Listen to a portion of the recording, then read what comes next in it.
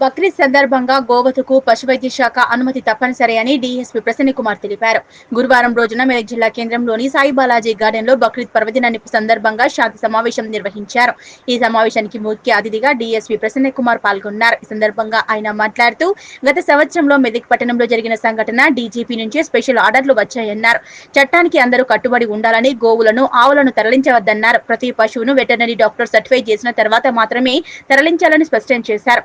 వాహనాల ద్వారా పశువుల రవాణా చేసే వాహనంలో 10 పశువులను రవాణా చేయడం వల్ల పశువులు ఊపిరాడక ఇబ్బందులకు గురవుతున్నాయన్నారు. మూగ జీవాలు ప్రమాదానికి గురే అవకాశం ఉందని చెప్పారు. బక్రీద్ సందర్భంగా అందరూ సమన్వయం పాటిస్తూ బక్రీద్ పండుగ ఘనంగా జరుపుకోవాలన్నారు. ఈ విషయంలో పోలీస్ శాఖ ఫోన్ చేసిన వెంటనే అందుబాటులో ఉంటామని తెలిపారు. ఈ కార్యక్రమంలో పట్టణ CI Nagaraju, motor vehicle inspector, veterinary doctor Lakshman, మాజీ మున్సిపల్ చైర్మన్ చంద్రపాల్, బీజేపీ నాయకులు, బజరంగ్ దళ్ నాయకులు, హిందూ సంఘాల నాయకులు, ముస్లిం నాయకులు, సోదరులు పాల్గొన్నారు. నమస్తమాంజలి. గతంలో మెదక్ చాలా పీస్ఫుల్ ఏరియా అని అందరికీ తెలుసు, మీ అందరికీ తెలుసు, మొత్తం అందరికీ కూడా తెలుసు. కానీ ప్రజెంట్ లాస్ట్ ఇయర్ ఇష్యూస్ని బట్టి మెదక్ ఫస్ట్ ప్రయారిటీ అయిపోయింది. ఎందువల్లంటే గతంలో జరిగిన ఇష్యూస్ని బట్టి మాకు డీసీ గారి దగ్గర నుంచి కూడా ప్రత్యేకమైన ఇన్స్ట్రక్షన్స్ వచ్చినాయి. మా పోలీస్ వాళ్ళందరూ కూడా ఇమీడియట్గా లాస్ట్ టైంలో మీరు చెప్పినట్టుగా కొన్ని ల్యాబ్సెస్ జరిగినాయి. ఆ ల్యాబ్సెస్ వల్ల ప్రత్యేకమైన శ్రద్ధ తీసుకుని ఈసారి బందోబస్తు ఏర్పాటు చేయడం కానీ మీటింగ్స్ పెట్టడం జరుగుతుంది. అదేవిధంగా ఫస్ట్ ఈసారి మేము ముందుగా దాదాపు 25 రోజుల ముందే ఫస్ట్ మనం ముస్లిం సోదరులు పిలిచినాం, వాళ్ళతో మాట్లాడినాం. తర్వాత హిందూ సోదరులు పిలిచినాం, వాళ్ళతో మాట్లాడినాం. ఇప్పుడు ఇద్దరిని కలిపి ప్లస్ అందరితో కలిపి మన వచ్చే బక్రీద్ సందర్భంగా ప్రశాంతమైన వాతావరణంలో బక్రీద్ జరుపుకోవడం ఉద్దేశంతో ఈ పీస్ కమిటీ మీటింగ్ ఆర్గనైజ్ చేయడం జరుగుతుంది.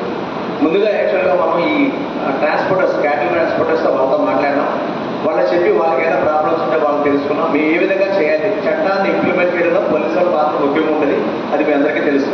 అందువల్ల కంపల్సరీ మనం ఏదైతే మెయిన్ మనకి ఇప్పుడు ఈ బక్రీద్ సందర్భంగా మనకు వచ్చే ఇష్యూస్ ఏంటంటే ఈ క్యాటిల్ ట్రాన్స్పోర్టేషన్ ఎక్కువగా జరుగుతుంది. క్యాటిల్ ట్రాన్స్పోర్టేషన్లో కంపల్సరీ మనకి లిమిటేషన్స్ ఉంటాయి. మనకి ఏ విధంగా తీసుకెళ్ళాలంటే కంపల్సరీ పర్మిషన్స్ ఉండాలి, ట్రాన్స్పోర్టేషన్ సంబంధించిన పర్మిషన్స్, వెటర్నరీ డాక్టర్ గారు సర్టిఫికేషన్ ఉండాలి. అప్పుడు మాత్రమే అంటే ఫిట్ ఫర్ ట్రాన్స్పోర్టేషన్ అని చెప్పి సర్టిఫికేట్ ఇస్తారు. అప్పుడు మాత్రమే ట్రాన్స్పోర్టేషన్ చేయడం జరుగుతుంది. అదేవిధంగా మనకి జనరల్గా జరిగేది అంటే మనకి 4 తీసుకెళ్లే వెహికల్స్లో 10 ఎక్కిస్తాం. దానివల్ల మనకి ఏమవుతుందంటే క్రూయల్టీ అగైన్స్ట్ యానిమల్స్ అవుతుంది. యానిమల్స్ని ఫ్రీగా కనుక తీసుకెళ్ళగలిగితే ఏం ప్రాబ్లం లేదు. అందువల్ల ఈ సమయంలో కంపల్సరీ వాళ్ళందరికీ ముందుగానే చెప్పి క్యాటిల్ ట్రాన్స్పోర్టర్స్కి, బిజినెస్ చేసే వాళ్ళకి మీరు చేసేది కరెక్ట్గా ప్రాపర్గా లీగల్గా చేస్తే కనుక ఎవరు అబ్జెక్షన్ చేయరు. ఏ విధంగా ప్రాబ్లమ్స్ మీకు ఉంటే కనుక మా దృష్టికి తీసుకురండి, పోలీస్ ఇమీడియట్గా రెస్పాండ్ అవుతాం. ఎట్టి ప్రాబ్లం లేకుండా మేము చూస్తామని వాళ్ళకి చెప్పడం జరిగింది. తర్వాత మెయిన్ ఇంపార్టెంట్గా ఈ బక్రీద్ కౌ స్లాటరింగ్ అనేది 100% ప్రొహిబిటెడ్, ఎట్టి పరిస్థితుల్లో కూడా లేదు. అదేవిధంగా చిన్నవి ఏదైతే ఏజ్ తక్కువవి మేల్ అయినప్పుడు కూడా వాటిని చేయడానికి వీల్లేదు, అది మీ అందరికీ తెలుసు. కాబట్టి ఇప్పుడు గోమాతను యాక్చువల్గా హిందూ సంప్రదాయ ప్రకారం దానికి దేవతగా పూజిస్తారు కాబట్టి ప్రత్యేకమైన శ్రద్ధ ఉంటుంది. దయచేసి మీ అందరికీ రిక్వెస్ట్ ఏంటంటే కౌ స్లాటరింగ్ అనేది 100% దాని 80% కూడా చేయడానికి వీల్లేదు. అది మనకి యాక్ట్ చెప్తుంది, దాన్ని ఇంప్లిమెంట్ కూడా మనం చేయాల్సిన బాధ్యత మనకు ఉంది. అదేవిధంగా మిగతా చిన్న చిన్న దూడలు వాటిని కూడా మనం చేయొచ్చు. ఏదైనా చట్టపరంగా చేసుకుంటే కనుక ఎవరికి ఏ విధమైన అబ్జెక్షన్స్ మనకు ఉండవు. అదేవిధంగా తర్వాత గతంలో కూడా చెప్పాను, నేను 2-3 మీటింగ్లు అటెండ్ అవ్వడం జరిగింది మన లోపలగానే. అదేవిధంగా హిందూ సోదరులు చెప్పారు, ఇప్పుడు ప్రసాద్ కూడా చెప్పారు, అదేవిధంగా మన డాక్టర్ గారు సూఫీ గారు కూడా చెప్పారు. సార్ గతంలో అందరూ ఒకే వీధిలో ఉండేవాళ్ళు, ఒకరి మొక్కలు ఈ గొడవ జరిగిన తర్వాత ఒకరి మొక్కలు ఒకరు చూసుకోవాలంటే మాకే ఏదో లోపల గిల్టీ కాన్షియస్ వస్తున్నారు మాకు అని చెప్పేసి ఇప్పుడు ప్రసాద్ చెప్పినట్టు, డాక్టర్ సూఫీ గారు చెప్పినట్టు గతంలో 2-3 సార్లు కూడా చాలా మంది మన మెదక్ నుంచి విన్నాం. అందువల్ల చిన్న చిన్న విషయాల్లో గొడవపడి మళ్ళీ ఒకరి మొహం చూసుకోలేని పరిస్థితులు ఏర్పడింది.